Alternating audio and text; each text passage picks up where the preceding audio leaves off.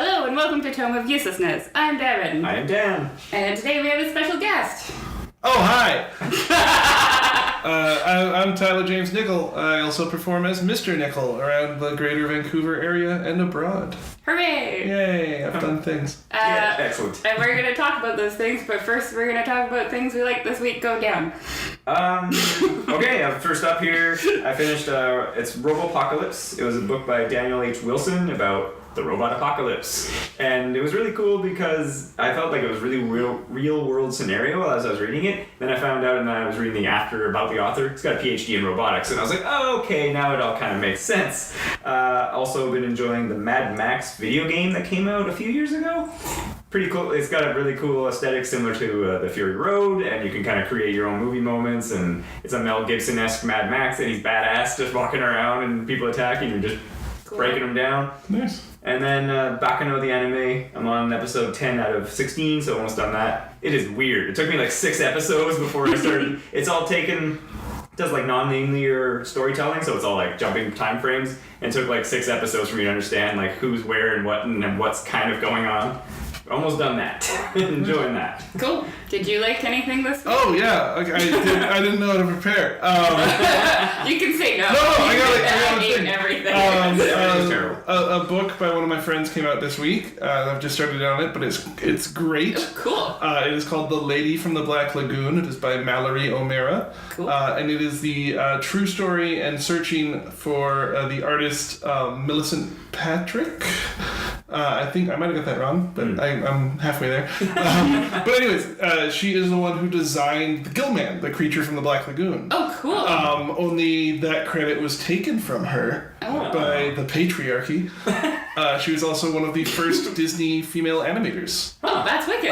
So this is the story of Mallory trying to find evidence and stuff to like stand up against, like, hey, like this person did all this great work in Hollywood and then we're kind of set aside. Right, she deserves credit. She deserves credit, so this book is giving the credit that is deserved. They're currently on a book tour and they just came out on Tuesday, so it's very cool. excited. And so I'm only about to crack the cover of it, but that sounds like it would be awesome. I like horror stuff and I like crushing the patriarchy. So. Nice. Two good things. Anything else, or is that it? I mean, I think that seems plenty. That's fair. How about you? I watched The Favorite. I bought it on YouTube. Yeah. Because this is a really long, convoluted story, but I couldn't make any noise come out of my laptop no matter what I did. Right, yeah. But now it's working again. So I watched it on YouTube on my phone. Just as the filmmakers intended. Yeah, of course. Oh man, this looks best. Squinted at while shaking in your hand. And on a cracked screen. Yeah, Spider-Man app in tow. Wow. But I liked it. Okay. And then I was watching, because the ending's a little bit ambiguous, so I was watching a YouTube video about it, and they were like, oh, it's basically all about Eve, but in England. So then I watched All About Eve, because I didn't see that. Which was also really good, because Betty Davis is amazing. I did watch one thing just the other day, which was amazing. In Canada, Space Jam just came on Netflix. Oh, really? And I watched it with my friend, who is also 34 years old, and had never actually sat down and seen it. Oh my goodness. And when you're watching it brand new through the eyes of an adult, man, that movie's awful. It's fun. Yeah. It's fun to watch. Sure. And I'm not taking away the joy a child would feel seeing it for the first time. Oh, totally. When it came out. But, like, it makes negative sense. It's insulting how little sense it makes and how terribly done it is. Sure. To the point where they're just sitting there like, how is this people's favorite thing? I'm like, no, I'm not defending it. I'm here to mock this movie as you watch it for the first time. Basically, it's like that. Okay, here's the end scenario. What do we do to even get to that? Yeah. We want Michael Jordan playing basketball. With the Looney Tunes. With the Looney Tunes. Every so often I would quietly hear them say, no one's playing by the rules. Yeah. Oh, yeah, no, there's gunfire involved in this basketball game. No one's on board with, like, rules. Nice, yeah. That's hilarious. Yeah. I also wanted to mention that Drag Race Season 11 started. Yeah. Which I'm a little bit drag raced out because All Stars 4 just ended, but I am excited say because Brooklyn Heights is on it and she's Canadian. That's a reason to like somebody. That's fair. I'm a little disenfranchised from it because of RuPaul. Because of RuPaul. Also, just like for those of you who don't know who I am or why I'm being interviewed on this, I host quite a bit of burlesque. Yeah. And they started the season with the saddest example of a drag king in the history of drag kings. I believe. With Taylor Swift or whatever. No, Miley Cyrus. Sure. Miley Cyrus. They're all the same. Miley Cyrus coming in with like the worst ever fake beard and stuff. Yeah. And the show has been patently refusing to let drag kings compete, which is its own category of performative gender and that kind of thing. And they don't like, trans people. They don't like bio queens. And so there's a lot of problems. Just to continue, before you continue your story, you're talking like it was like the actual Miley Cyrus? Yeah. She was a judge and she came in. Okay. But they put like a sloppy goatee. And it's like, I'm also mad that like you have really good makeup artists at your disposal. And everyone looked at that and was like, nailed it. Like, no, like, for political and genuine appearance reasons. Am I allowed to swear? Yeah. Fuck you so hard. But like, for denying a whole group of people and discounting all of the things they bring, and also just like, you can't draw a better. I could do better work like in my house with the tools I have. Sharpie. Like I'm so mad for a spectrum of reasons. That's fair. And other than Brooklyn Heights, I'm finding the cast generally underwhelming. Yeah. But I do really like the Race Chaser podcast, which is with Alaska and Willem. And so I kind of watch the show so that I know what's going on when they review the podcast. And the thing is too with this, like, I don't want to toss out, the baby in the bathwater kind of thing. Yeah, for Because sure. there is limited opportunities to normalize for sure. sexual identity and gender like this. And it just is crappy that, like, here's the one big one everyone identifies with. Yeah. And of course it's problematic. It has to be. I can't be like, take it off the air, no one should watch it. Because I'm like, no, I want some like middle-aged Wisconsin mom to watch this and be like, oh, that's fine. That's great. I like that. Like, Totally. It needs to still be there. I just wish it wouldn't actively do shitty things. It's like, I want to help you so bad. I think a lot of fans feel that. Well, and I think especially since, like, because I myself am not a huge fan of the show, but then, like, even it bubbled up to the You haven't mainstream. even watched the show, damn. That's what I'm saying. I'm not a huge fan of the show. That's the definition of not a fan. No, but then some of the problematic parts bubbled up to like the surface, whereas like I read about it on like, a normal-ish news site or Reddit or whatever, and it was like, oh, like what's going on? And I asked you about it. Yeah. To hear To get the story, the actual scoop. The tea, the shade, and the pink lemonade. Right. Yes. Yeah. One last thing I wanted to mention is that I watched the Crillian Frequency on Netflix, which is a 5-episode little animated show that's 10 minutes long each. Oh. And I liked it. Okay. It's weird animation, but I liked it. It's like a cool style, and it's a little bit horror and a little bit Lovecraftian. Yeah, it's a little bit rock and roll. And Lovecraftian. I mean, that's perfect. I know, it's good. Right. Nothing makes sense. They don't explain anything. It's all good. Hey, I'm familiar with it. It's everything I like in the thing. Yeah. I like many of those things. Many of them represent me. Well, if you have 50 minutes to spare... That's interesting. That When don't I? You just bang it out in under an hour, whereas other things you're like, oh man, this could be an epic. Like I gotta watch this over a week. That's like, so people come in and they'll be like, watch this show. It gets really good in the middle of season 2, and I'm like, nah.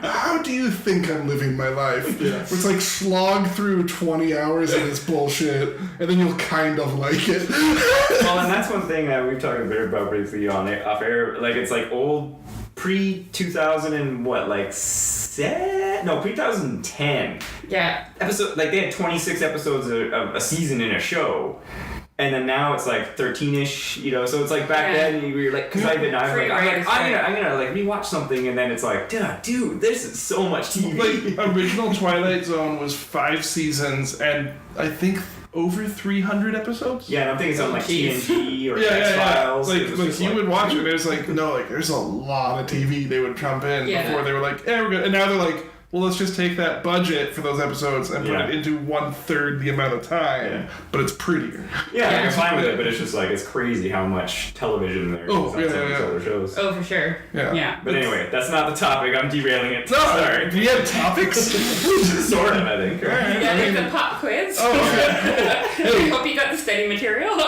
just like how I made it through all of Simon Fraser University, no, I didn't, and it will be fine. I feel the same way about university. Yes, thank you, Canada, where C's get degrees. No checks.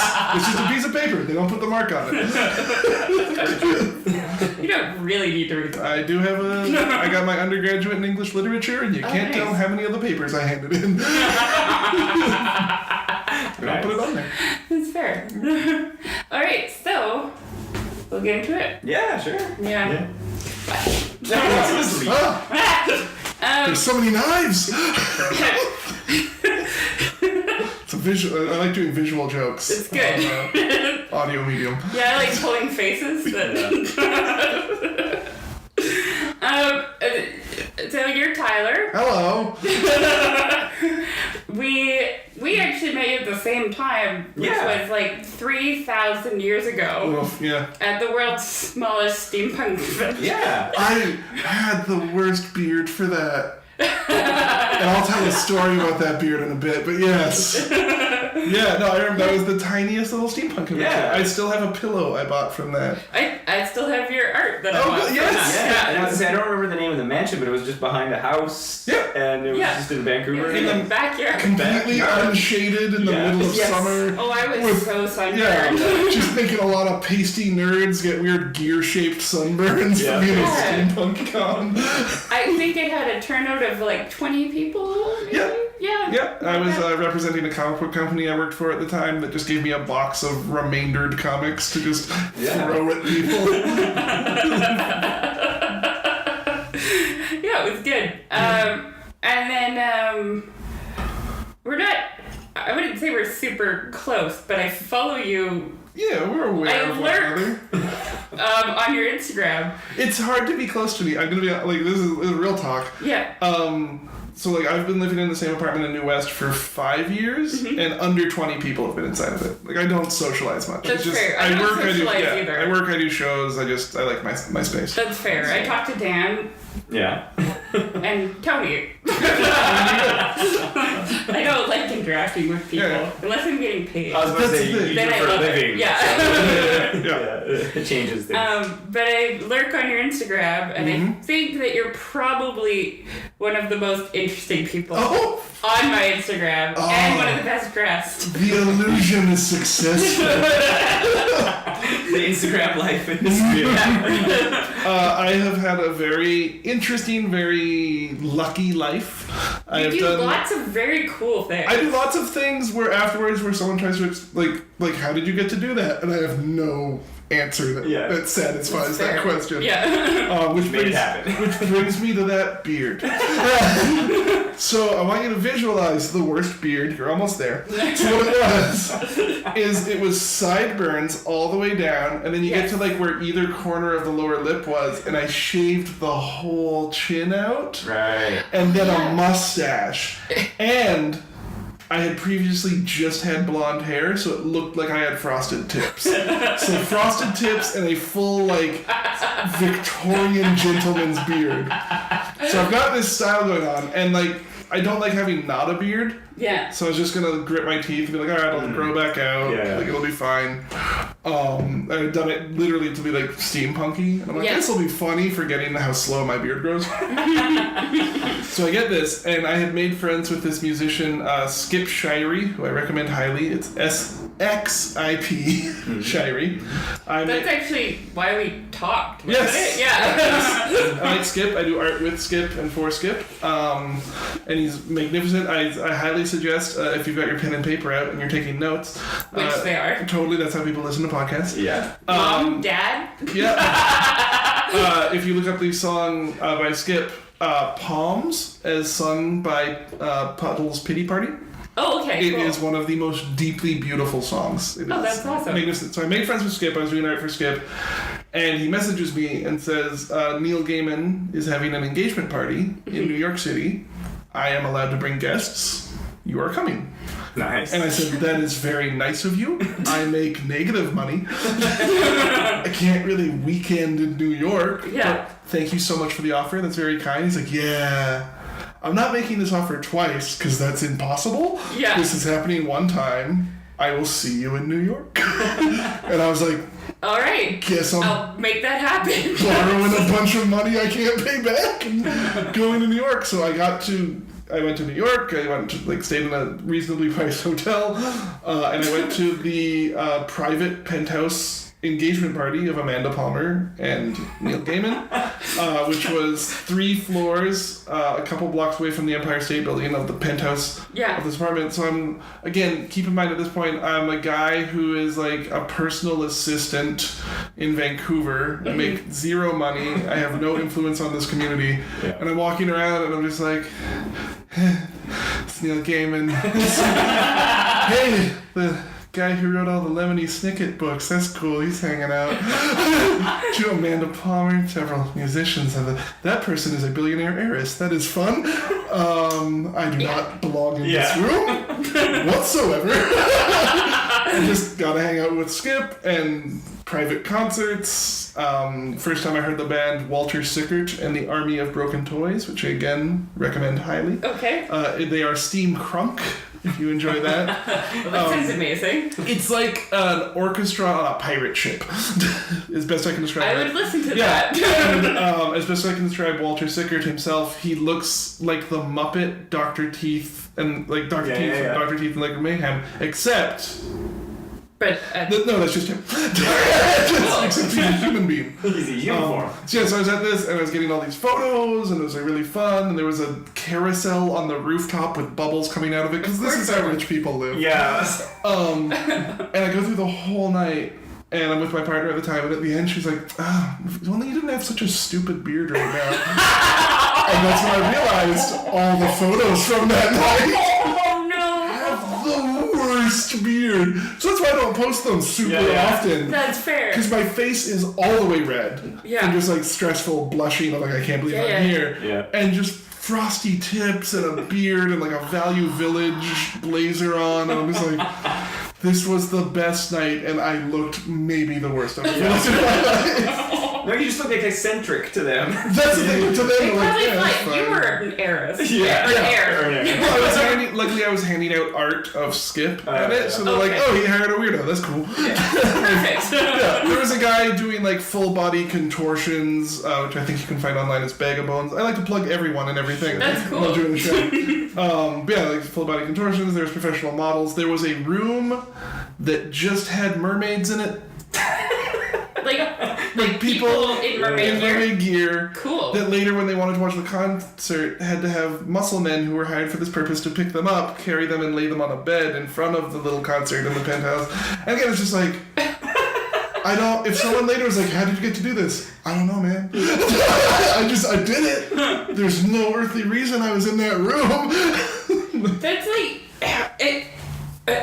it's like a party that like it seems like it's in a movie. Like Yeah. It's like a party that like everyone would want to go to, but nobody actually has No, parties like yeah, that. but- Except apparently they do. Like, what's this? Oh, this is the art exhibit. What we've done is we've taken a torso of a mannequin and made it look like a real human being, and there's a live hamster inside of it, and you can feed it through the mannequin's mouth. And I'm like, oh yeah, cool. That's what I do with my corners. Yeah. I'm not going home to my parents' basement after this, I'll tell you that.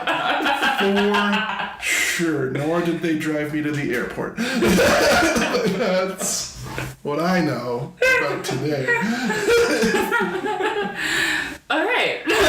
Beard aside, it sounds pretty sweet. It was a very fun party, and I also know every single person in that room was truly generous and loving and great. Because I was Oh, like, that's awesome. you don't know me. Like, Yeah. I'm at Neil Gaiman's engagement party. He doesn't know who I am. I'm basically crashing his party. Yeah. But I gotta come up and kind of like fan gush at him, and he just had a genuine conversation about how great Good Omens is. Nice. On a side note, I'm really looking forward I'm to very much the looking Prime forward. show. Yeah. Yeah.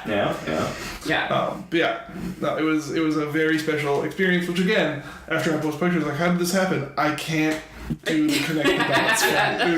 It happened. All I know is that it happened. You just have a really good luck stat. Oh yeah, my charisma stat is apparently just maxed out. Nice.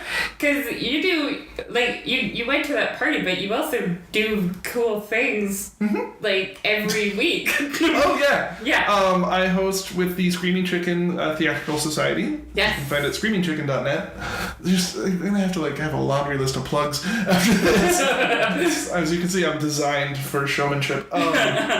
But yeah, Screaming Chicken, we do the Taboo Review once a month, so I often host with that with a variety of amazing and spectacular acts. What I love about that burlesque show in particular is that, so Taboo Review is a non-profit. Yeah. So all the money from the tickets goes to funding a rehearsal space, basically. Oh, that's It gives cool. us a space to rehearse our acts in, and the point of Taboo is that we have like a photographer and videographer and that kind of stuff, and you take your weird acts that you're not sure other people want to pay for yet, but we film it and we take photos and you be like, look how great this is. Yeah. And then you can put it in other shows. That's awesome. So do you invite other artists to the rehearsal space? So you have to be it's a club. Okay. So you do have to apply and meet our membership standards, Right. and they do run classes so that you can get trained up, because there's a Screaming Chicken as a group has won best group at the Las Vegas International really? Burlesque Festival kind of thing. So it is a high bar. On a side note, Anna used to be in that group. Oh, yeah. Yeah. Cool. Yeah. Yeah. So it's a very lovely group, and I have a lot of fun that. So I've been hosting that for about 5 years now. Yeah, I've seen you a few times. Yeah. It's great. And that has naturally evolved to me hosting wrestling, which is my favorite thing. Before we get to wrestling, Yes. didn't you also go to Germany with I Screaming Chicken? did go to Germany. We went to the Munich International Burlesque Festival. How that one worked is, rather than I've been to that one. I've done the Vancouver one. I've done the Calgary one. But Munich was Munich. It was amazing. Clearly, yeah. A different thing. Yeah. So for that show, rather than just hiring we've got a couple acts from this place, they hired a troupe.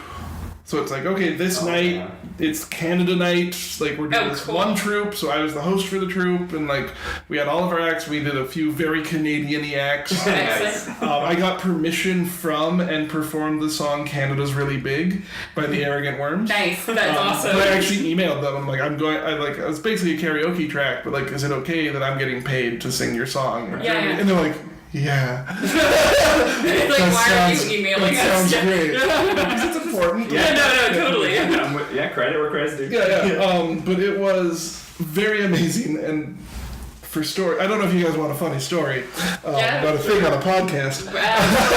No, we only boring stories. Oh, Yeah. We're very dry. So I was going in and I had this idea. And I'm I'm in Germany, I want to do some German-specific bits. So what I was going to do is start the show, and I had a friend who's a native German speaker, so I had them write this gag out. And what I wanted to do is say, I can't speak German, but I had a professional translator translate some of my famous Canadian jokes into German, and we're going to do that right off the top of the show so you can see how invested in this I am.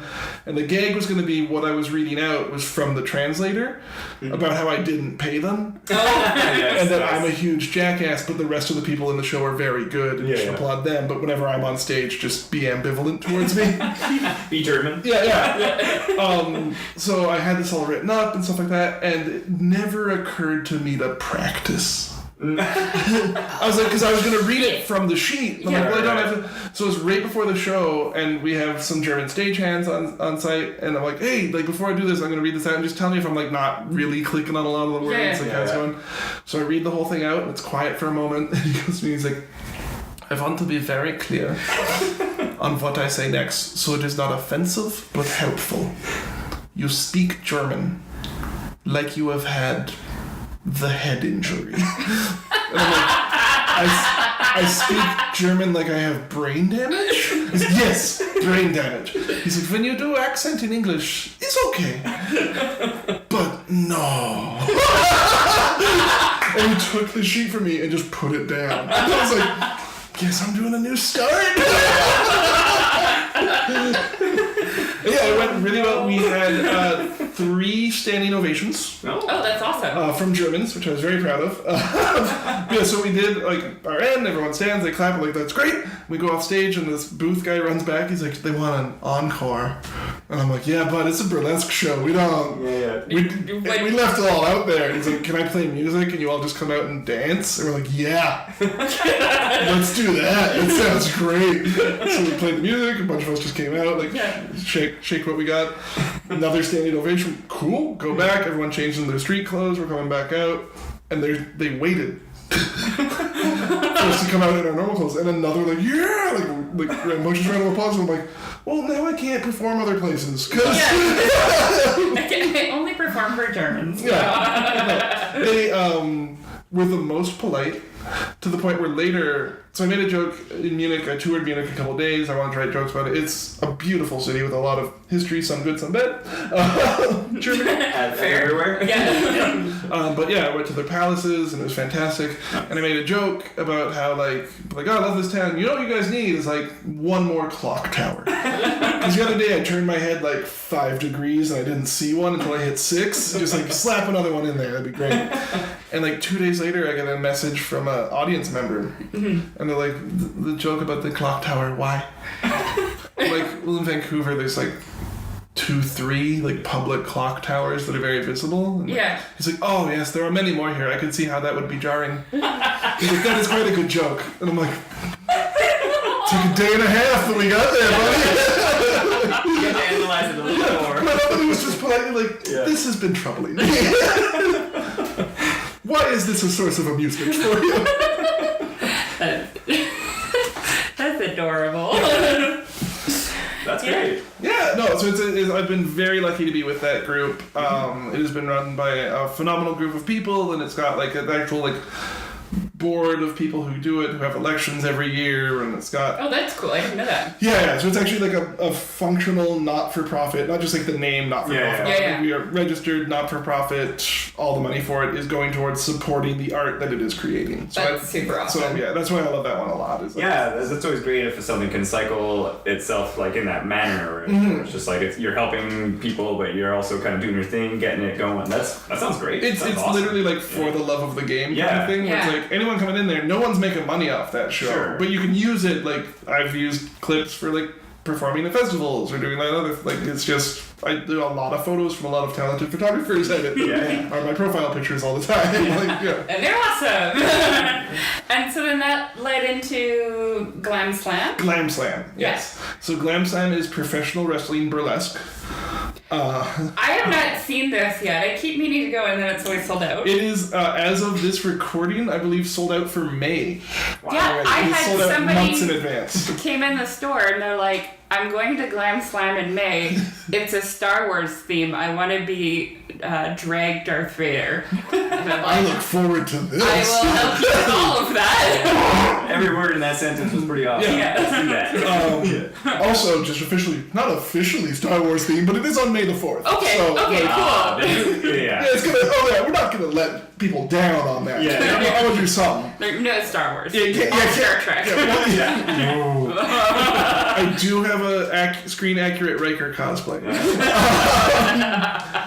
But yeah, so Glam Slam is professional wrestling burlesque. It is great. So how does that work? Is it burlesque dancers that fight? Wrestle? Yeah. Or is it wrestlers who also... What happens? To answer your question, yes. So the burlesque performers who are doing wrestling during it have trained. Right. Okay. They have put in a lot of work. They put in hours. They have sacrificed their body with bruises and scrapes and hurts, and they have learned to do actual, genuine wrestling. That's awesome. And the wrestlers have trained and done choreography and danced and learned to do burlesque. Oh wow! It is an exchange of art. Yeah. And it's a ring. So at the Wise Hall, stage. I can show you pictures. For those of you who have never been to the historic Wise Hall in East Vancouver, it is not a large venue. No. Yeah. I'm always surprised that you guys get a ring in there. Yeah. Picture like where a very small family would hold a wedding. That's about right. Yeah. Like, it's a very small hall. We put a full wrestling ring in there. We do the seats around it. We do standing room only, packed to the walls, directly within the range of fire code. Yeah, absolutely. Totally under the amount of fire code for the city of Vancouver. Gotta be on fire code. And it's bylaws. Microphones on. But we do. Yeah. Obviously.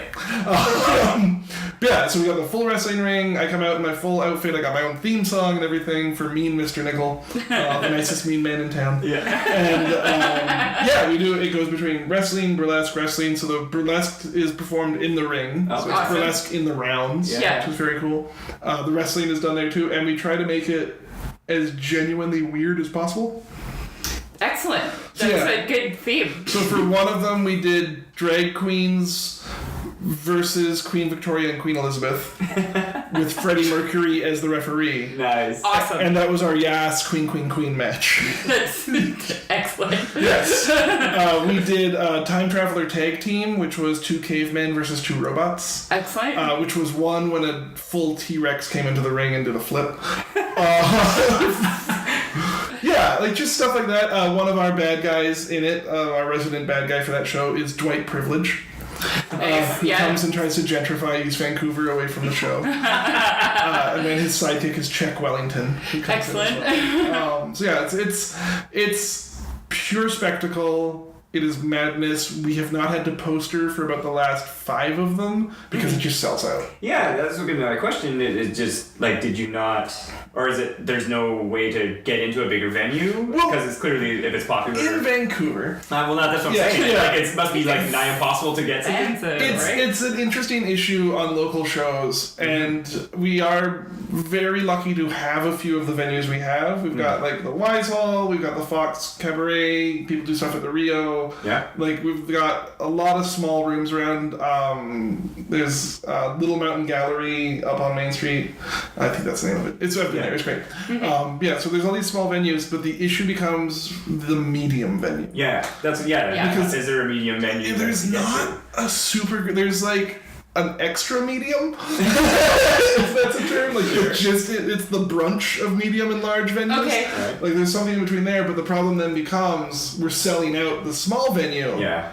But if you jump up, will we start losing money as we, like, 3/4 fill a huge venue? Yeah. And then I assume then there might be other costs because of our expense, or there might be securities. Well, that's the thing. It's like you put on a bigger show, you need to put on a bigger show. Yeah. So you need more personnel. Your overhead goes up. Yeah, so right now, I'm very happy with our venue, and I love knowing that we sell out. That's great. Because, again, it's run by many of the Screaming Chicken people, so we do have it in our head, like, this is how much money we're making, and all of that's going back in. Like, no one's getting rich off it. We're just like, hey, we have this much money to buy stupid costumes for next time. Let's do this thing. Yeah. That's great. Yeah, that's how, well, again, like you're saying, as long as it's all feeding into each other itself, and as again, someone, I've never heard of this until literally just now, and I'm like, that sounds awesome. Yeah. Like, right? And if you're telling me it sells out like that far ahead, I mean, good on you guys. Yeah, we within the first week after the last show had sold out the most of the seated parts of it. Oh, that's awesome. I will say, like, I won't name names, but at my work, my place of work, which is a large office building thing which has many employees who are make lots of money and they're doing good. One of the head people of those on his desk, there's a photo of his wife and a photo of me dressed as a wrestler. And he comes every show now. That is amazing. It's like, that's my level of when everyone's like, how good is it? I'm like, it's so good. You need 2 things in your life: this show and your loved ones. Perfect. It's all you need to make you happy. And how did this concept evolve, though? Like, were you just... Yeah. Was it you and someone else, or were you guys... No, so I take this a little further? I am burlesque? blessed to be the front man of it. Okay. So I get to be the mouthpiece as me, Mr. Nickel. It was run as a joint venture between a local wrestling group and the Screaming Chicken group. Oh, okay, The leads there. Was there somebody that was in both groups? Or was it just like we bumped into each other? So yeah, it kind of became, so like 2 of the driving forces for the burlesque side are Melody Mangler and Calamity Kate. And they have trained up. They've wrestled in Mexico. They've gone international. Oh, that's like so they cool. are wrestlers. Oh, Yeah. They come on as the East Van Valkyries, and they Oh, are nice, I love that. amazing talent. Every single person in that show, I Yeah. love to the bottom of my heart. But like, they've done great work, and they definitely help bridge the gap between the two groups. They bring people in, they get them trained. Norm, who does stuff at the Wise Hall, really helps organize stuff and get things together. He's like very much the producer body on it. We call him Mr. On, which is Norm backwards. Yeah. Yeah, it does that, and then we have all these amazing, buddy Steve does great wrestling stuff, and he also runs his own wrestling shows, Destroy Wrestling at the Rickshaw at the end of May, if you want to see a lot of the wrestlers from ours and less of the burlesque side, just Right. like amazing wrestling. That'll be at Destroy Wrestling at the Rickshaw, and I think tickets are still available, but they're going fast, so I know. They just did one around Halloween. That was all horror movie themed, so Oh, they had that's like awesome. Carrie come out and kill the jock like in a wrestling ring. And then they did one just a little bit ago that was like the future, so they had someone in like full LED light display stuff, that's rad. doing body slams. It's very fun. So the next one's Destroy, so it's just full like heavy metal crazy wrestling. Oh, that sounds rad. And yeah, it's at the Rickshaw, which is not in the best part of Vancouver, No. but it does suit the idea of a down and dirty wrestling show. Yeah, totally. Yeah. This makes sense. This makes sense that this is here. Awesome. Yeah, so it very naturally evolved. The very first show, it was more like, here is some wrestlers, here is some burlesque. Right. Yeah. And then both of the groups kind of got to look at each other, and they're like, I'm going to do some of that. Yeah. I kind of want in. Yeah, and to the point too, when we were looking at like this full room of people, and the guy who runs the wrestling stuff is like, "Oh, it's so cool to see these burlesque people that never would have saw wrestling." Sure. Yeah. And the burlesque were like, "Oh, like burlesque, like wrestling people never saw burlesque," and they're both looking at it like, "There's a bunch of people here we've never seen it either."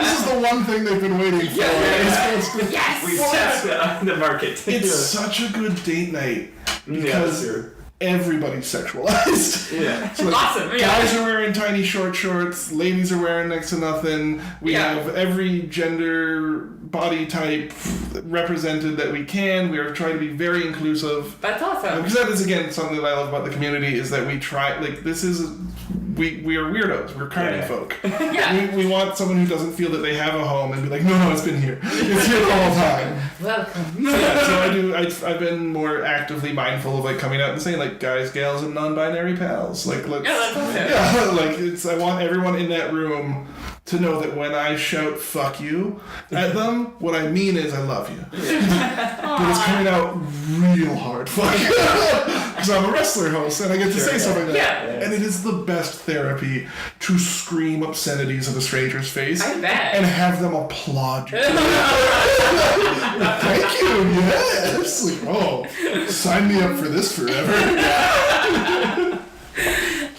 I'm gonna pivot away from that yeah. a bit, unless you wanna. Nope. No, no.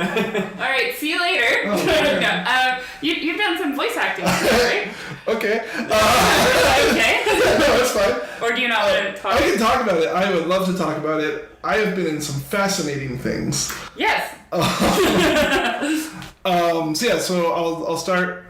I've been in. I'm curious about it because I'm curious. I don't know anything about anything. About it. Wow. The fact that you turned on the mic is impressive then. Oh no, the mute button's no. The whole time. I did check. It blinked when it mute. Yeah. Oh, good. Okay. Yeah, it took us a few. There's a lost Game of Thrones episode. Not because of this mic, fortunately. Okay. Yeah. Yeah. But how does one do voice acting? That is a very good question Are that you should ask professional voice acting coach Okay. Jesse Inakala. He was on Tony's podcast. Yeah, or Adrian Petru. Those are two very good people who teach voice acting and can tell you how to get a career in it. Like everything else in my life, Yeah. I don't know how I've done this. I don't understand the path that led me here, and I am very grateful. Well, for here's it. a platform to try. So I write. I like writing punch up. I do dialogue, and so I was writing for some locally made kids movies. Right. And then I would pitch the voices. So I'd be like, oh, like this character then says this, and I would do Okay, it in yeah. character. Yeah. And eventually they're just like, well, you just do it. Yeah, you practice that and just go. Yeah, it sounds better when you do it. We don't have to direct you. Oh, really? You Interesting. freaking do it. So the first movie I ever did that was directed by Kevin Hanna, who's a very talented artist. You can find it at Frog Children. Awesome. This is a plug-heavy episode. I'm doing We never plug anything. It only got released, I think, on Showtime at like 11 o'clock at night once. When the good stuff's on. But it was a movie called, I should remember this, The Clockwork Girl. Okay. It starred Alexa Vega from Spy Kids. Awesome. And Jeffrey Tambor, and which is at the time great. Yeah. And Carrie Ann Moss. Awesome. And some of the voices from like the animated X-Men series. And me as like 5 to 8 different people, but mostly I was a small monkey that had bird wings. Like you do, yeah. In fact, I was a flock of them. Yeah. Oh, fun! Because I have the ability to go and be directed. So it would be like, reach for the blueberry, and you didn't get it.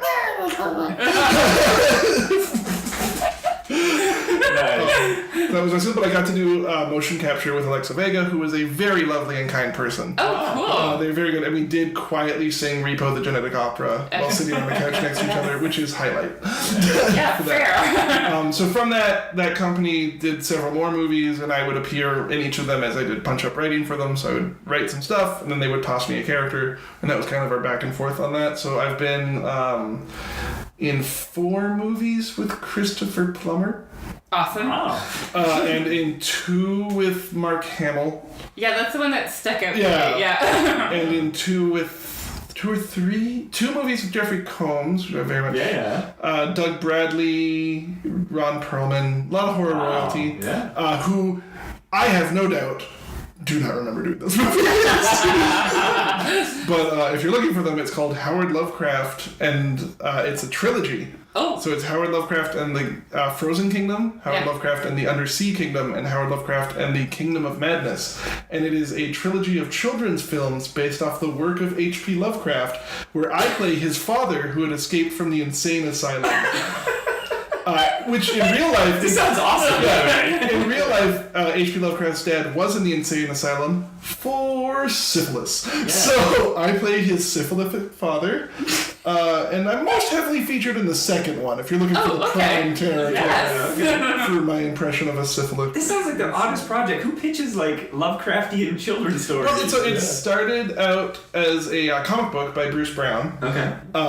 Printed by Arcana Press, and then was picked up by Shout Factory, which is a lovely company that I own many things from. But they will not send me free things for this podcast. They didn't send me free things for being in the movie, so I don't know.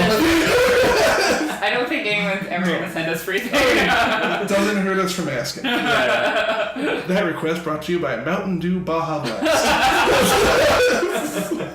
Baja Blast. Feel the Baja. I don't know what the words mean. You can drink it on your Casper mattress. But yeah. So if you want another fun story, which again, I can't imagine why you would. No. Can you tell us about your taxes? Taxes? Who pays those? He said into a microphone while he was up to date on his taxes and he has an accountant. We're fine. Nickel spelled N-I-C-H-O. Yeah. It's not. It's wrong. Silent Y. So in the middle of recording the second out of the 3 Howard Lovecraft movies. Mm-hmm. And I'm in the booth, and so a lot of people, like, some records do a group, some records do individual. This was an individual. Once I never met any of my co-stars. They've never seen my face, but we speak to each other, thing, because that's how it works. So I'm in the middle of doing some dialogue, and there's a pause from the director, and he goes like, do you know who you're talking against right now? Did we tell you? And I'm like, no, who am I talking about? So Mark Hamill, this guy, we just hired him. He recorded his lines, so he's gonna be opposite you in this scene. I'm like, oh yeah, Mark Hamill, Luke Skywalker, the best Joker who has ever been put to voice. Mark Hamill, one of the greatest voice actor workers ever. And I'm like, so at any point did you pick up that for the last movie and a half, I've been doing a dollar store Mark Hamill Joker impression? because you told me to be an insane character that laughs a lot, and I was like, well, that's never going to come up. So I've just been doing a Mark Hamill impression. Do you think that's going to be a problem? And they're like, meh. Cool. So I just leaned into it more. That's awesome. So there are scenes of Mark Hamill talking, and it sounds like someone kind of insultingly talking like him back to him. Because he's doing it. This character is very serious. He's Henry Armitage. He's teaching Howard the ways of like mystical arts and occult thing. So that I'm the father of this kid who's learning these magical powers. Yeah. So it'll be like we have to teach your boy. Like, yes, we have to teach my boy. That's I want to watch them now. Yeah, so I'm in 3 of those. I have like 2 minutes in the first one, 2 minutes in the third one, and like for some reason 40 minutes in the second one. That I'm just like a main character in for some reason in that one. Wow, that's great. Yeah, Mark Hamill requested you. Yeah. Yeah, then he saw it and he was like, in the third one, maybe 2 minutes. Cut it back. The third one does have Finn Wolfhard, I believe, in his like first voice acting appearance. Oh. Which is, again, I don't know how these things happen. I don't know who that is. From Stranger Things and It. I have not seen either. But I know that there's But someone people listening in it. now is like, oh. Yeah. People who are not me. I've heard there's several of them, and I don't care for them. So, okay, this is a dumb question. No, go ahead. Do you have to like watch the animation and match it up? That's fair. It's because if you've not done it, it's weird. So, a lot of stuff I've also done has been scratch track. So how it usually goes is you got the script. Yeah. That gets mostly locked in, hopefully. Yeah. And then you hire some people to do a scratch track, and that's usually a replaced track. So it's literally scratched, like you you do it, and that's for the pacing. Then you can start animating on that, and then while that's happening, you hire the professional actors, and you get them to do their lines, and you read that. So usually there's like the start of animation, but I've never seen any of it. Oh, okay. So most, I would say 99% of the time I've been in booth, it's just you acting against a window of people who are mute on the other side of that window. Oh, that sounds fun. And every so often we'll look up and be like, yeah, no, that's good. I did do one record, and I'm supposed to be screaming at my son, who is being taken by a Lovecraftian beast to another world, and I may never see him again. And the children of the director, who are also voices in the thing, were against the glass. Just making faces. Yeah. That's great. And I was like, cool, I'm going to dial this emotion right in. I'll tell you that off the bat. But you're a professional and you get through it. Yeah, scare those kids. And screaming, my boy! So I did that. I was also in 10 episodes of a show called Kagagi the Raven, which was the first CGI animated Algonquin superhero show. Cool. And this is a surprise for anyone who hasn't seen my complexion. I played the lead villain. Okay. Yeah. Of an Algonquin superhero show. Nice. Awesome. I played the Wendigo. Ooh. Yeah. So my buddy Jay did that. And Jay, if you do ever hear this, I love you deeply, and I will not attempt to say your last name because I will mess it up. But if you look for Kagagi, Kagagi. Kagagi the Raven. It was a brilliant comic book, and then it was a television show, and I got to be in that as a giant beast supervillain that just got to like laugh maniacally and That sounds awesome. Oh, it was a dream job. Yeah. So I got to be on that. That was on the Aboriginal People's Television Network. Oh, cool. So I've done a lot of weird, interesting stuff with my voice. We used to have a YouTube channel called Mega Steak Man that if you ever want to see my face, I'm on a bunch of those videos. I think at last check our video view count was up to like 23 million. Oh, wow. But 15 or so of that was on Pokemon Apocalypse. Nice. It was a live-action Pokemon trailer for a movie where Pokemon was like Fight Club. Yeah. That sounds awesome. Sounds like that's almost the direction they're going with this Pikachu It looks detective like movie, right? It does heavily feature our Ash, and that was our friend Lee, who you can now see in the second season of Dirk Gently. Oh. And he's also in Supernatural. He played the human body for an angel vessel. Okay. And he's been he is a deeply talented and amazing actor who we got to do some real dumb shit. He's a professional. Yeah. No, he delivers, but you're like, hey, you have a career now. Nice. I love Dirk Gently. That's such a good show. Yeah, he's very beardy. I believe he played the lover of one of the royal members in this. Yeah, I haven't seen the second season. Okay, cool. Yeah. I've seen the first season, but not the second one yet. I saw pants that Elijah Wood wears, and I was pretty excited about that. I'm like, I touched those pants, and he touched those pants. That means I'm Frodo. By transitive properties, you now have to drop a ring and a veil. Obviously. Also, we're married. Didn't know these rules. Yeah, that's how that works. Have you ever done voiceover work for a non-movie, a video game project or anything? So I've done some kids learn to read books. Oh, that's awesome. So it's a narration on some, and then on one of them I was a baby Bigfoot, so I did this voice, which you can't see, but this voice coming out of my face, kind of weird. So yeah, I've done some stuff like that. It's dropped off a bit as I've focused on other stuff in my life because I have many friends who are actors. Mm-hmm. And I'm always impressed and humbled that I get to spend time with them, and they're great. And I cannot understand how someone can go through that much rejection. Right. Oh, fair. Yeah. Your full-time job is not thinking about how you've been rejected that day. Because you do a couple auditions a day if you're good. If you're nailing it, you do a few a day, a couple a week. Yeah. You learn all these lines. You go in, you put as much of your soul into it as you can to give an honest performance, and then you walk away, and someone behind a closed door is like, his face was weird. Yeah. The light didn't play off. So it's back and forth. Or if this other guy was just slightly better, and it's I went to so many rooms full of clones of myself. Oh yeah. Where they would just be looking out, and they're like, oh yeah, we want someone of this style, and you walk into a room, and you're just like, oh cool, I'm not even an individual anymore. This is breaking down my ideas of humanity. Yeah, I always find that odd to think about it. I was thinking on a meta level when it's you see a character and you're just how many people were a casting call went out and they probably interviewed 200 people to get the one guy who has the right kind of beard that they liked. It was for live action. I want to stress my live action agent, not my voice agent, who's a very, very dear friend, but my live action agent. The last text I ever got from them was, "You're still fat, right?"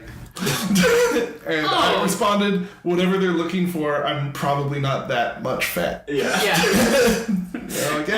We're probably done. That's not... They weren't. Also, I saw what the role was later, and they wanted a very large, a corpulent funster, if you will, which is fine. That's body type. That's what they're looking for. Yeah. But they kept billing me as he's a Zach Galifianakis type, and I'm I got chubby cheeks and a beard. I don't know if that's the energy. Perfectly on. It can be really rough. Vancouver's a very rough city to do anything in, and it's. This is my personal opinion. This isn't reflective of anything else, but I think the most torturous thing about Vancouver is so much is done here, but so little is cast here. Right. So people are getting work. People are getting full-time jobs. People are making their way through it. Mm-hmm. But a lot of the stuff, I have so many friends who go down to LA, get cast, fly back up here to film it. Shit, yeah. You definitely, a lot of the background work, because I know some people in that kind of industry, they're all working. Yeah, you're working. You can make a go of it. But if your sights are set on, I'm going to be a leading person on this, you're not going to book the audition here, except for in extreme circumstances when they're definitely looking for that local talent. Right. Your tax write-off. And there again, this isn't knocking down anyone. There are people in town who have gotten full-time work. Of course. Yeah. Great. But for most of the group of people trying to make a go of it, you're not going to get it in Vancouver. You're going to move to LA, book it, and they're gonna fly you back up here, and you're gonna stay with your parents while you film it. Yeah. Because that's Fancy. saves them renting an apartment for you. Yeah. But like, yeah, it's really, and it's rough to have that in your backyard though. Like you walk by the Vancouver Art Gallery. Always filming everywhere. Yeah. You go by the art gallery today, they've decorated it to be Gotham. Yeah. And you're like, why can't I get the lead as a villain on this? And you're just as good an actor as anybody else. You've got just as many skills, and you're just not getting the work. And that double for like, I try to get most of my business through writing. Yeah. And like, there's no audition for writers. No. Like it's a core of people in LA. Like there's a brilliant book by Tom Lennon, who's Reno 911 and a bunch of other stuff. It's called How to Write for Fun and Profit, and the for fun is crossed out. I think it's him and Ben Garant. But yeah, literally the first thing is like, move to LA. If you don't want to do that, you close the book. Fair. Yeah. But you are writing. Yeah, no, I'm a goddamn unicorn.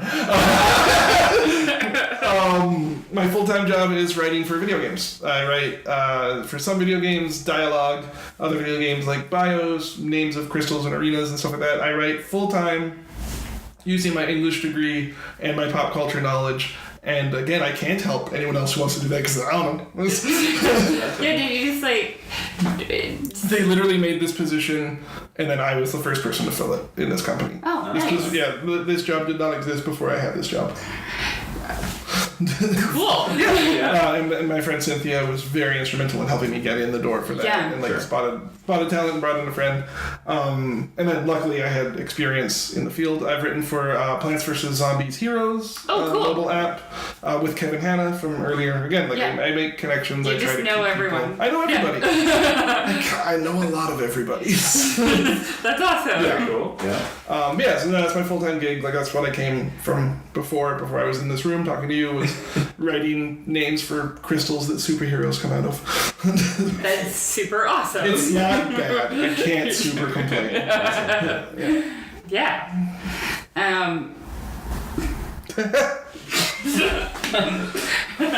But yeah, so Vancouver's fun. I was gonna ask something and it went out of my head. Okay. Because my brain doesn't work. Well, I mean, like, the question I get asked the most is, like, how do I do that? Like, I want to voice act. How do I get into that? I want to do this. Yeah. And, like, it takes investment, it takes time, and it takes... Like, I'm 34 years old, and I've, in the last year, have found a job that is amazing. Mm-hmm. And then the 34 years leading up to that, I ate crap to just try to get to a position of where I'm comfortable and happy. Yeah. And that's what's kind of, like, there's no overnight successes. There's, like, a decade-long success that people notice one day. Yeah. So, yeah, that's what I was going to say, because I had actually that question written down, was, like, advice for people and this and that, but it sounds right from the story you're telling here. It's like, you got to get out there, you got to hit the streets, you got to hit the pavement, and like you got to grind it out, like in whatever field it is, and find out where the best place to be to do it. And the roughest part with all of that is and then it might not work. Yeah, and that's also part of it as well. Because before I got this job, I was working evenings at a casino. Right. And it was soul crushing, and I called it the Sadness Factory. And that actually is pretty true for a casino. I was customer servicing, like helping chat to elderly people who didn't have another place to go or people to talk to, so they just wanted to be in a casino because they get free coffee. You can go into a casino, Yeah, and it's like, okay, cool, this breaks my heart every day, and I don't want to be here, but I'm an artist, and I'll find out my own path one day. Luckily, yes, but for many other people, no, and it's rough because there's only so many spots. Yeah. And it is interesting, like you say, Vancouver, we do have so many industries inside, like animation and live action and video game stuff, and that there's so many creatives, but then I hadn't thought about that aspect that you were saying, that they are bringing talent from elsewhere as well to fill spots. Yeah, I mean, again, this isn't like a hopelessness thing, but it is kind of thing where it's like you have to... You're competing globally, not locally. Yeah, keep in mind too, like a lot of times, like I've had friends do auditions that were to threaten contracts with other people. Right. Where it's like, oh, this would be an amazing job, and then later they hear like, oh, that was never a job. It was to get someone to like knock a couple grand off a paycheck. Yeah. And like stuff like that, where it's like, oh, like this is a weird industry where every part of it is both indisposable and disposable, where it's like, we need the perfect person for this to generate the money, and also if they can't do it, anyone else. Like, shit, okay. So yeah, it's a weird thing to try to make a go of, but I've been very lucky. I've had a huge support network of humans, and apparently I'm not terrible at it, which I think Excellent. Yeah. That's great. So, Yeah. We're coming up in an hour. yay! Okay. We But- did it. I had maybe a couple questions. I'm No. Okay, well, no. It is, So many lives. you've probably answered this question, but I was just saying, like, so out of everything you've kind of gone over, and but what's like kind of like your favorite project you've done through the years? I mean, like the thing, honestly, that locally I'm known for is Glam Slam. Sure. Yeah. Like I've been hosting burlesque for a long time. Glam Slam is the thing that'll have someone like pop their head out of the train and scream at me, That's awesome. which is like great. that's the level I'm looking for. So Yeah. I'm like, "Me, Mr. Nickel!" I'm like, "Yeah, what's up?" Good to see you. Have fun at the show. And yeah, considering that we only get like 150 or so people in that room, Right. and Yeah. the impact it's had, like, has been a genuine joy. I have sold many outfits to people going to watch it. Yep. Yeah. The audience gets gussied up. We Yeah. we That's do great. it proper. And everybody that tells me about it, it's like an underground thing. Yeah. They're the only one that knows about it. I found a lot of people, they almost don't want to post about it because Sure. I don't want to compete for tickets. Yeah, that's what I was saying. Yeah. You're like, Yeah. I want They're people like, buying these what are you doing? I'm doing a real cool thing. I'm going to tell you half the name of it and not the date it's on. Yeah. But if you find it, you've earned your way in. Okay. But yeah, so Glam Slam's definitely like one of the coolest things. Yeah. Yeah. I mean, that's like, it's sappy, but like the people you meet along the way Sure. is one of the things. Yeah. I'm going this weekend, next weekend, to stay with my buddy Kevin, who I've mentioned a few times in this, at his place with his family, because again, we met through shows. Yeah. In a couple weeks, I'm going to go stay with my buddy Jody, who's an animator for stuff that I've genuinely loved in my life. Nice. That I made friends with by doing fanfic of his stuff. Oh, really? I made awesome. I made a fan video. He saw it and was like, "That's great. Like, we should hang out." And we've hung out a few times. He's very nice, and I'm gonna go crash on his couch for a couple nights in LA. That's So yeah, cool. so like I and Skip, I've had these amazing experiences in my life and met people that again I should not have been able to meet. So that's definitely like is at the core of it is just making yourself open and available to opportunities, and knowing that these other people are human beings who've also struggled and want to help people. I mean, for the most part, I can't Yeah. speak to everybody, but Some people are psychopaths. Yeah. some people are psycho. But like a lot of people out there, if you come genuinely and politely and recognizing that their time is their time. I'm saying these things because I've seen horrible things on the internet. Oh gosh. I'll Yeah. talk about it off mic. It's terrifying. But like, again, that they're not your prop to get ahead, but they're another person, and just expressing yourself to them, like, I enjoy what you do. Like, Yeah, that's kind of like why you're here. yeah, Yeah. That's like, yeah. yeah, and just like being genuine and respecting that maybe they don't have time for you right now, Oh, but for like sure. some people will. Yeah. I don't know if you want one more Comic-Con story. We want all this stuff. You want Sure, all well, the I know, I stories? was I gonna have say- more questions. Well, no, well, I told you, throw that away. yeah. No, it was a question about kind of like, have you ever worked on a project outside of Vancouver? Like, gone to an LA or gone Who to... do you hate? Let me tell you a list of names. That's not my question. No, but you talked a lot about everything you've done. in I fantasy. wrote a game that never got created. I mean, it got like 80% of the way made, but we did like script for it, we did writing for it, and we recorded stuff. So I'd written this script, and they were like, "Hey, like, we're recording your script next week. We've cast it. It's gonna be really fun. So it's gonna be Alan Tudyk Okay. and Gillian Jacobs Wow. doing your script." Cool. And I'm like, "Hey, if you need a director," and they were like, "Okay, can you fly yourself to LA?" And I'm like, "Hey, I'm online right now buying tickets." So yeah, I went to LA on business, which I might have said was for pleasure. But I got to direct Alan Tudyk reading lines Oh, wow. that I wrote, Which is amazing. which was amazing. And he is as nice as you want him to be. He was very pleasant and gave way more energy than what my jokes deserve. He was playing Rumpelstiltskin for a Awesome. thing, and just came in. He's like, I'm thinking he's like a sleazy, like, used car salesman, and like got into the voice and tried a few others. He's like, is this good? You wrote it. Is this what you want? And I'm like, yes, Alan Tudyk, Alan Tudyk, Alan Tudyk, Alan Tudyk, Alan Tudyk. he was very nice. And this is back at the time Gillian Jacobs just came back. I'll just pick that back up. She had they were still filming Community at the time. Okay. So she came in literally to do a record from a Community show. Cool. And she's big in the LA comedy improv circles. So I was directing her using references to other improv actors. Yeah. So I'd be like, I want sassy, not Mark Evan Jackson sassy, but Paul F. Tompkins sassy. And she'd be like, yeah, no, I can dial that in. That's not.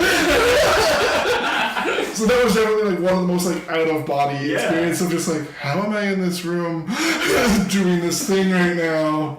This is really neat, and that was because of my buddy Kevin and working together and stuff like that. But yeah, that was my only out of towny. Okay, yeah, kind of very thing. cool. So, yeah. Awesome. Yeah. And I did for Alan Tudyk. I in no way mentioned Firefly. That would have been hard. But I did bring up iRobot. Ah, nice. We're doing Sunny Robot because they filmed it down the street from my apartment. Yeah. Oh, cool. Which is, I guess, Googleable for you now. Don't. They probably filmed it in a lot of places. Yeah, they filmed a lot of places. filmed a lot of it. Whatever you're trying to do with that information, don't, maybe?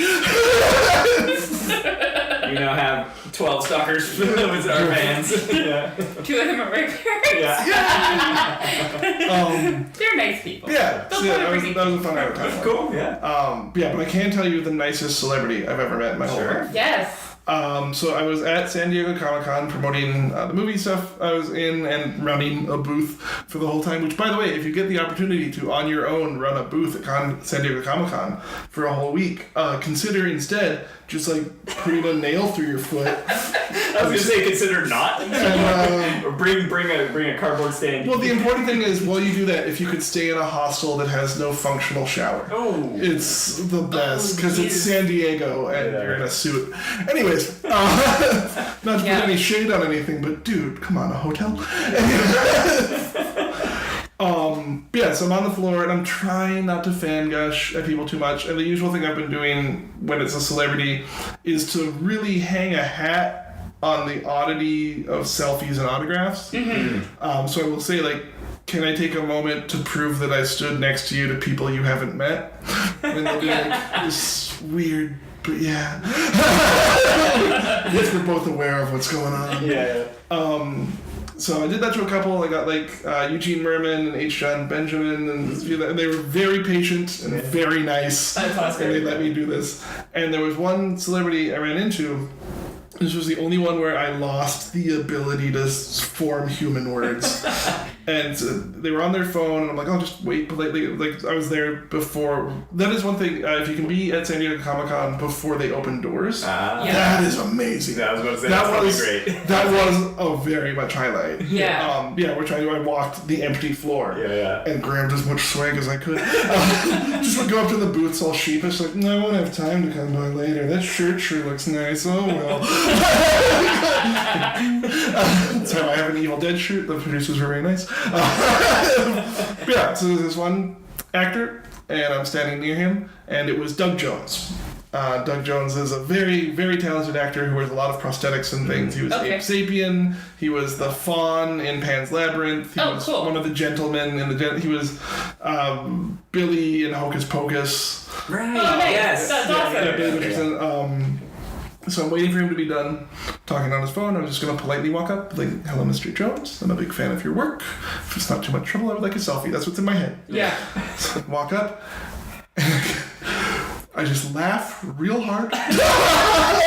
Immediately, because I was nervous. Yeah. And I go, Doug Jones. And I have no follow-up. And he goes, yes. And who are you? And I'm like, I am Tyler. And he's like, it is very nice to meet you, Tyler. Would you like a hug? And I'm like, I would very much like a hug, Doug Jones. You are Doug Jones. So, very tall, very slender. Doug Jones gave me a big old hug. And I told him, the other day, I wanted to have a Doug Jones marathon, so I watched both Hellboys with Hocus Pocus in the middle. And it was great. And he's like, you know what that gets? It gets a second hug. So another hug, and we're done. I'm like, thank you very much. And I'm about to walk away. He's like, wait. I would love a photo with you. Oh, that's so He nice. said it to me, and I'm like, So I have a very blurry photo because my hand was shaking. But he was very patient and very nice. And so I went back to my booth and I watched him do this exact same routine with another 20 nervous, weird nerds. Aww. Where each one was getting a genuine moment of his time and he was really happy to see them. And so, con's done, I go home, and I'm like, you know what, I'm going to say on Facebook, I'm going to post this photo and talk about just how nice it is to meet someone. And again, like, they don't need your time. Like you don't own celebrity. Sure, of course. Like, and there's other like, well, we made him famous. We're like, no, it's a human being. Off. Yeah. Like, their part of the job was done when you enjoyed the thing they watched. Yeah. Everything else, like, that's not their job anymore. Even if people are like, well, is their job to be a public? No, that's nonsense that insane people say. Like, his job was done. He does not have to be this nice. He was very nice. So I'm like, I'm gonna put this story on. So I'm like, I'll tag his fan page. So I typed it out, and what I didn't realize is that Doug Jones's fan page is his personal Facebook page. It's just Doug Jones. Nice. So I put it up, and I tagged it, and I looked at it, and it's like, you got a like. And I'm like, oh, cool. From Doug Jones. That was a very gushy story. He probably appreciated And it. so underneath he wrote, I remember this, my little precious puppy. And I went to my partner at the time, and I'm like, I really need you. Because I'm Doug Jones's precious puppy. Which apparently I have seen is a phrase he uses for people. It's like his cute catchphrase. Yeah. But the emotion in that moment was just like, oh no. Swoon. That's fair. If you ever get the chance to be hugged by Doug Jones, I could not recommend it more highly. Nice. A few years ago, sorry, I'm gonna on your. How dare you talk during your podcast?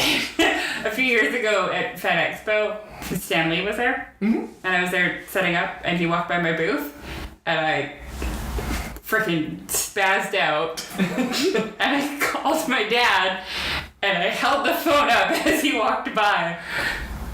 Not like I didn't talk to him or anything. I just wanted my dad to experience it as well. Not on a video chat. Yeah. Oh, that's a very different story. Yeah. You want him to hear Stan Lee walk by. That is way weirder.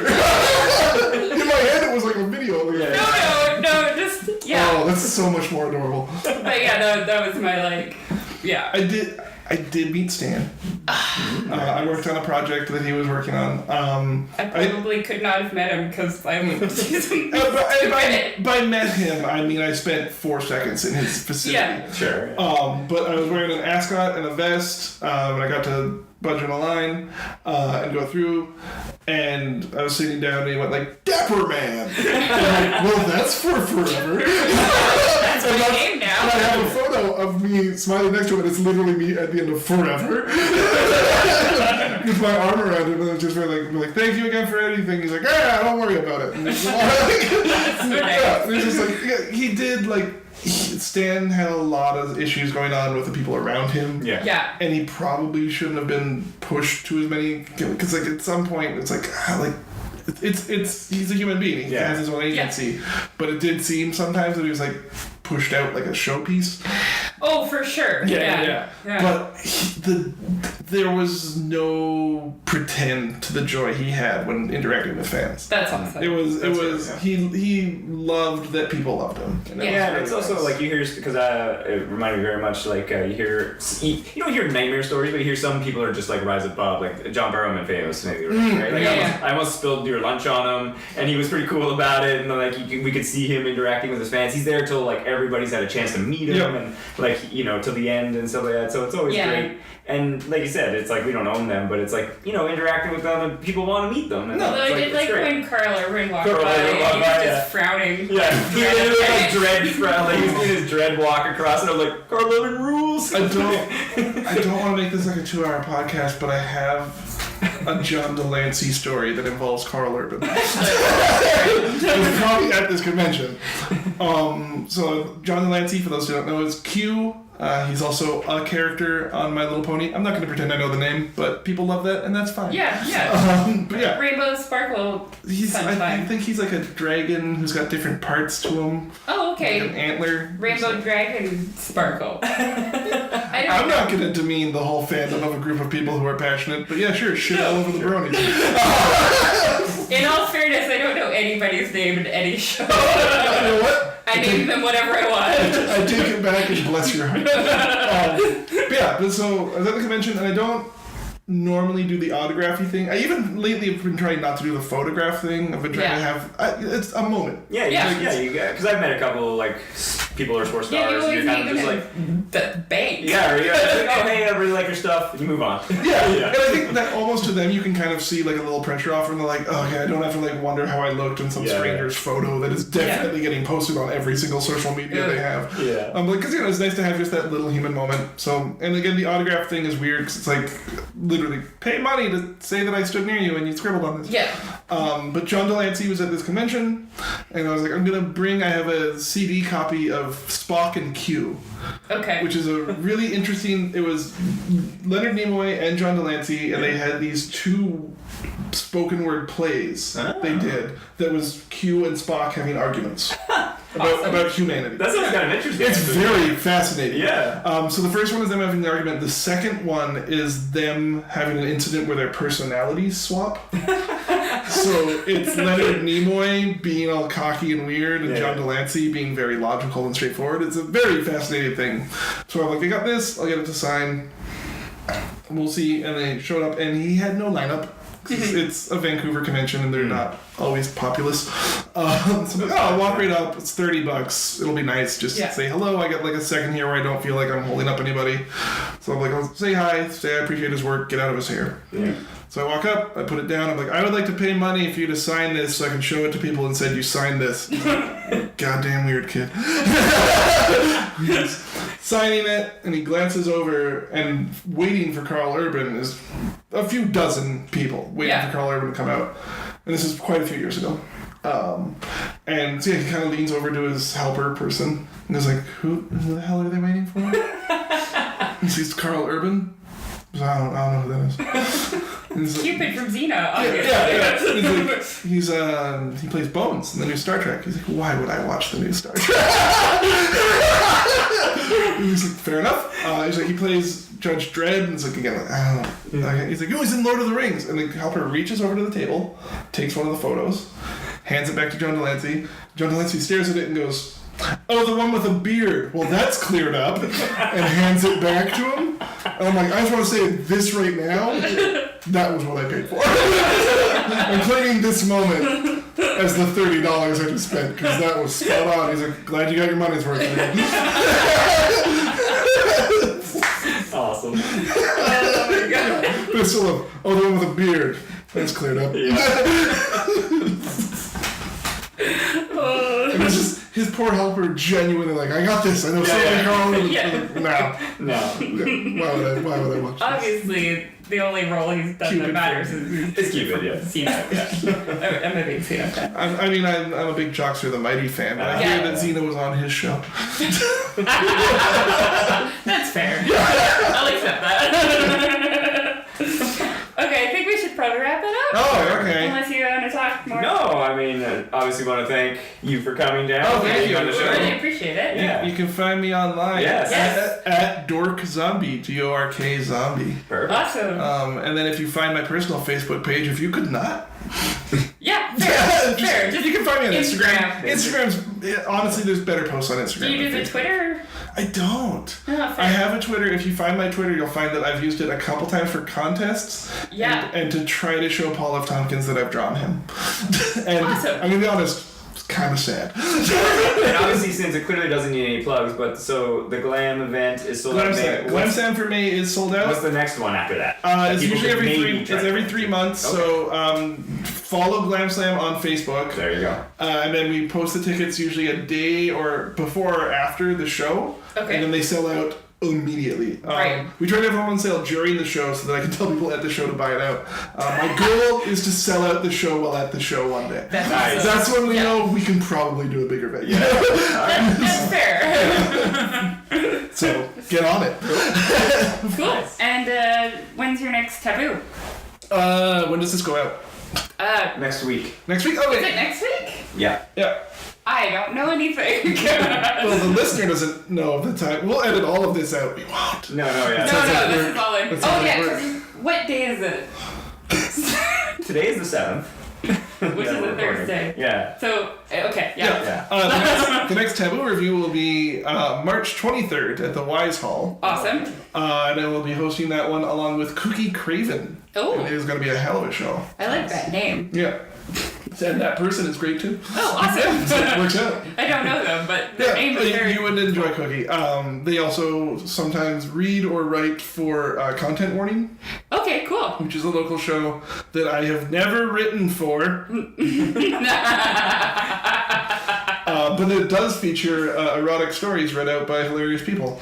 Oh, cool. Okay. Yeah. And I have certainly never written for it.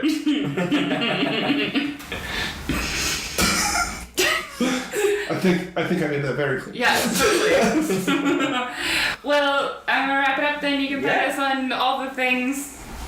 Instagram, Twitter, Facebook, Tome of Uselessness, website, tomeofuselessness.com. Thanks for listening. Bye! I talked about myself a lot.